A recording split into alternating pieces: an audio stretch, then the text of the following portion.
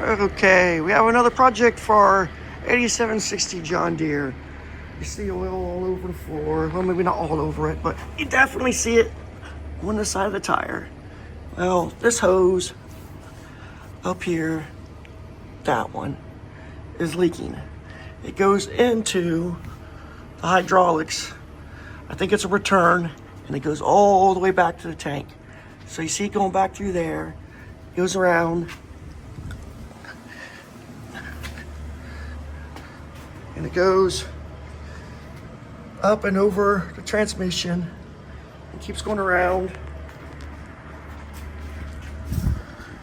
And it goes under the cab. Here's our hydraulic tank. Comes around the back, comes over, and then you can't see it very well, can you? But that's it right there. And it goes down into that manifold. So we have to squeeze our hands down in there to take that manifold loose, that hose, pull it out, runs all the way up over that transmission, back to the front. So that is our project for today. Wish me luck.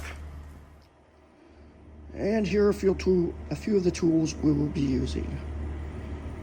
So we've got crow's foot's 1/2-inch drive, 3/8 drive, a small adjustable, and a couple big wrenches. Now it's time to go back underneath, take a look at getting them hoses back in position.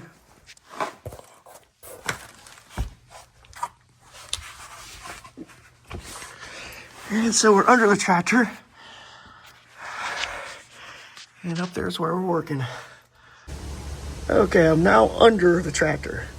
That's the rear back there, and that's a transfer case, I would call it. And there's a drive shaft going up to the transmission, but our hose is back in here. And look how much dirt's in here. I didn't really realize that, but our hose is way back up there.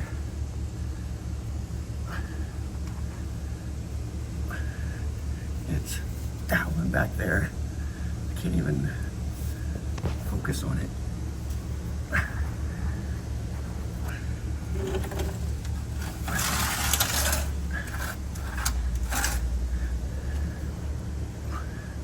That one. See how much space? There's my hand. It's that one. What a pain.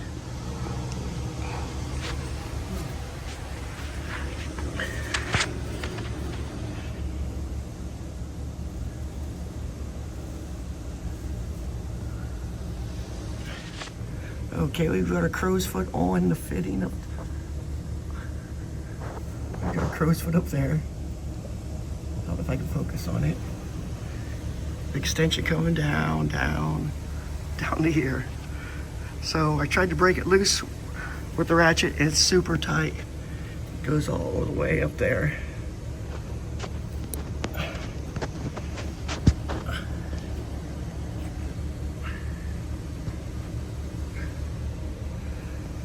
Get that right, it goes all the way up there.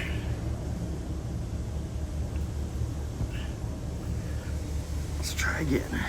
There it is. This long extension right here with the 3/8 on the end. This big pipe and that breaker bar we got broke loose.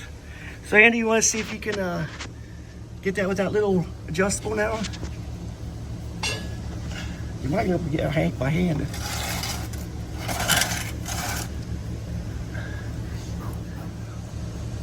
Okay, we're able to, since we broke it loose, to get it unthreaded by hand.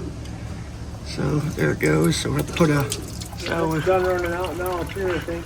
We've got it draining. It's not siphoning. That's good. Come up there. So now we got to put a string or a rope on that and pull it through. away. So we've got that taken off. We're going to put a piece of rope on it to pull it through. Hopefully it's not attached to anything under the cab. And you can probably see it the best.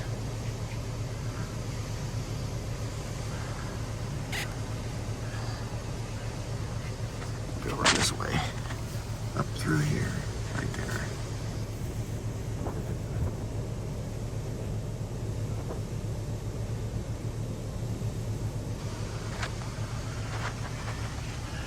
And it runs up and over that.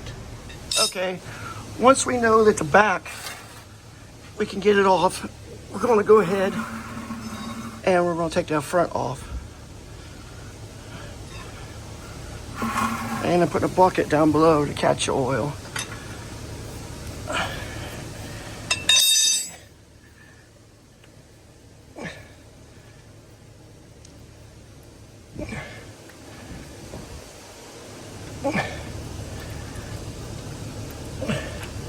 And I'll let this one drain out.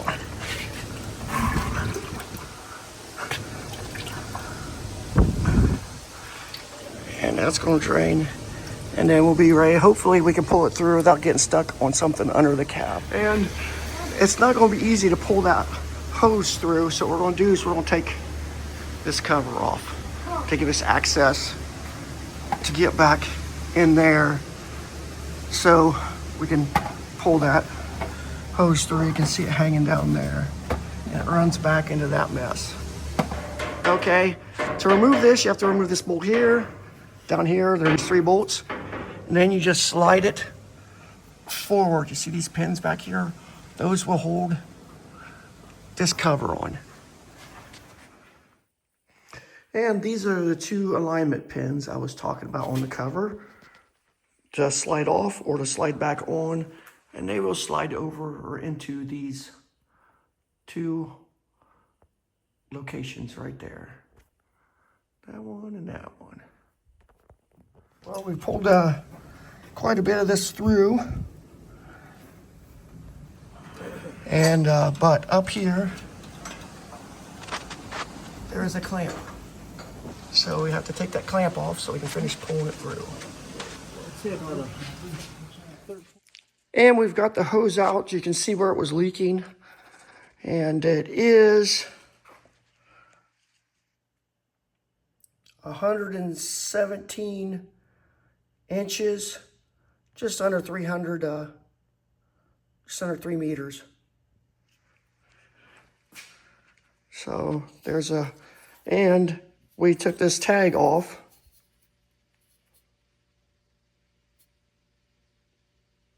And let's flip it over, it might be easier to read. Aeroquip. So I don't know if that's the part number that was on it. So I'll find more about that later, but it looks like there's an RE24087. So that might be the part number. So that's our hose removed. And next thing we'll be doing is getting a new hose and reinstalling it. And you saw the 2 of us pull the old hose out. We have the rope up here in the front. We had attached to it. We had one guy in the center working it. We had one guy in the front pulling. And we also had a third guy that was around the back of the machine, making sure that the rope did not get caught on anything. So we had a third guy back here feeding this rope through so it did not get caught on anything. Okay, well, we started pulling the hose through. You can see it hanging out the bottom there. And we've got the other end kind of routed up through here. You can see right there. It's got a lot of tape on it. The string's going back underneath the cab as we run through the hose and harness right through here. So hopefully that's the easy part. The hard part's going to be crossing under the cab with that string that I cannot see where it's going. But so far, well, we've got pushed about a third of the way there, the easy third. Well, I'm getting closer. I've got right down here, see it out there, that's the end. That will end up going right here, right there. So I got about 2 foot, maybe 3 foot more I have to push through. And it runs down through here and loops up through those, around, up through there. You can't quite see it. And heads around back.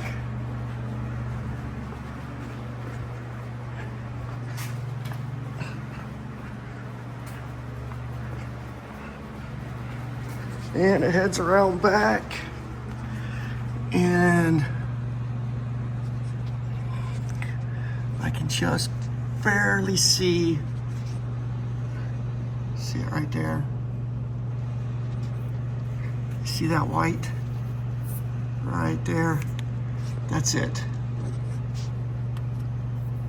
There's the string going up to it. It's that close right there. I need to get it down there. Down there. So we're getting there. Yep, there it is. Get a little tug with the rope. And you can see it moving a little bit. Okay, we're back under the tractor. And you see the hose made it. We had the rope tied to it. I had more tape on it earlier. And I was able to get down right there and just pull straight down as Andy fed it towards me. And got lucky and it came on down. So next I just need to get it back up there to hook one of the fitting. And for the front hose, be sure you hook this hose up before you finish tightening the back one up so you can rotate it to get that lined up good. If you tighten the back one first, you might have a nicely twist you put in this hose and cause it to rub through quicker.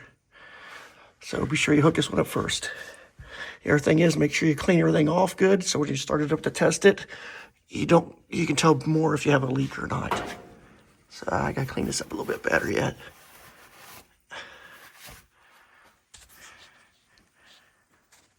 Yeah, it looks better. I'll clean it up more once we're done farming this season. Okay, you see the ratchets on the bottom with an extension going up and up to the fitting. We've got it tight. I couldn't show the whole video of me tightening it because I didn't want to hear everybody to demonetize me because I was using words I shouldn't be using.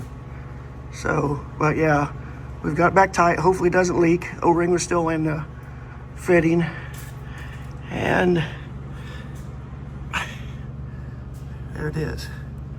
So much fun. Oh, and when we would put it back together, instead of 1 3/8 crow's foot, like that we took it apart with, it's 1 7/16. So make sure you have a couple different ones if you decide to do this job. Well, we got the girl running. We'll see if we have any leaks.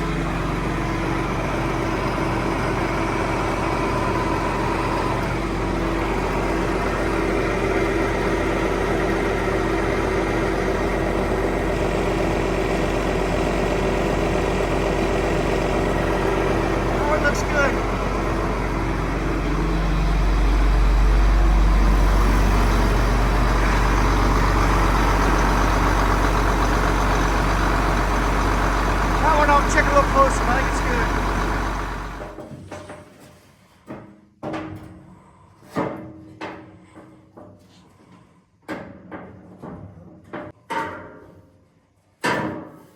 Okay, we're going to be doing the comparison between the LED lights on your right and the original OEM style lights on the left.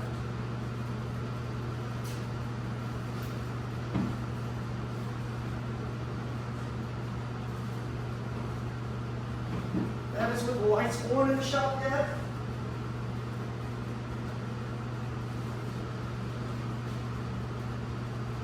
No lights. Now you can see the difference quite a bit. Big difference in brightness. Probably 4 times brighter. And to remove the original bulb, You'll just take these little clips right here, push them down, you can slip the bulb right out.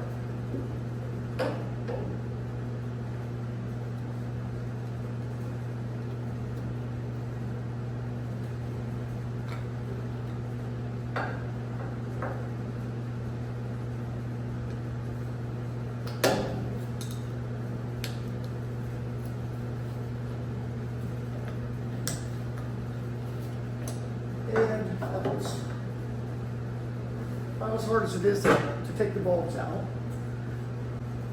The wiring for the lights, the new lights, has a cable on it. So you can put eyelets on it and bolt it right up to the old ones.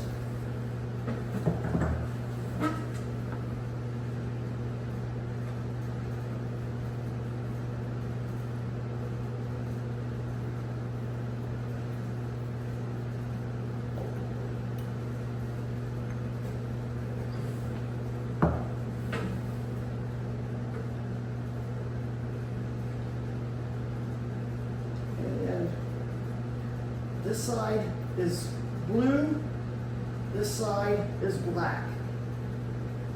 You'll be hooking the black one to the black one and the blue one to the red one.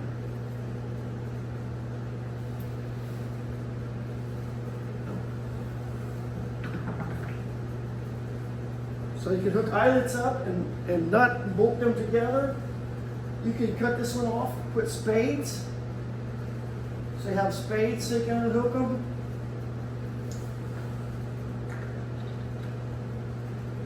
You could use one of these. I don't recommend that.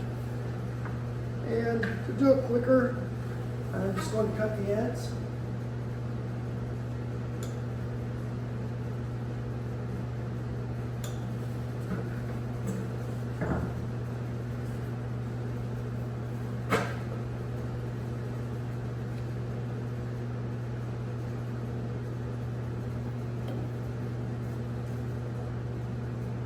Strip it back.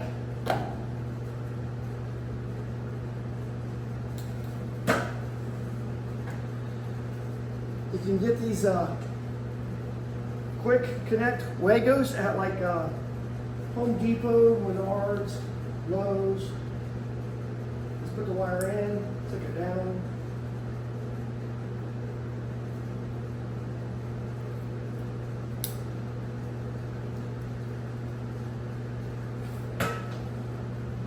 And you just take your new wires,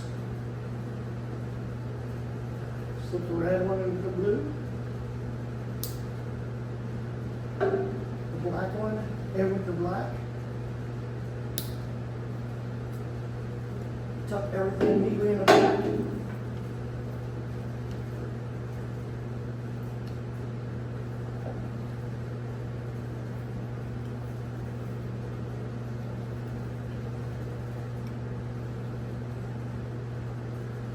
I usually line the tiger light top and bottom.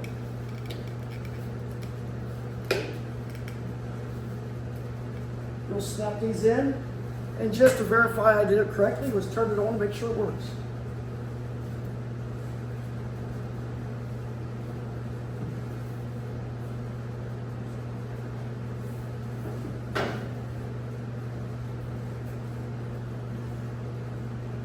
And now you can see a side-by-side comparison of the two lights.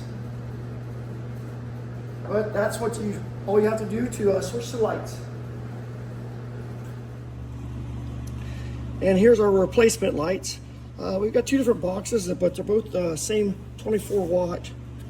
And so they're both the TL3015. This is the bulb it's replacing. Standard bulb, not high-low, but just a standard. And it replaces it with this, with the cooling vents on the back. Two wires, like I said before, hook the black to the black, the blue to the red. And that will work fine for you. You can use butt connectors. You can use the slip-in spade female connectors, or a Wago type quick connect, whichever you like. And then you can also put eyelets on the end and nut and bolt them together, because the old ones will have eyelets on them. So those are some different options you have for wiring. And here's a little information on the box.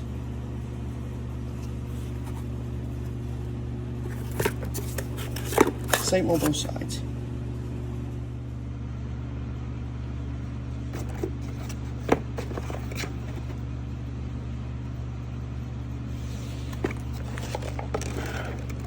And pretty much the same size, as you can see. Slight difference, but very similar between the two. New lights look good. Let's check out the visibility out back when we change it. Yeah, that looks a lot better. That's 4 times brighter. Thanks for watching till the end. You have a good day, and please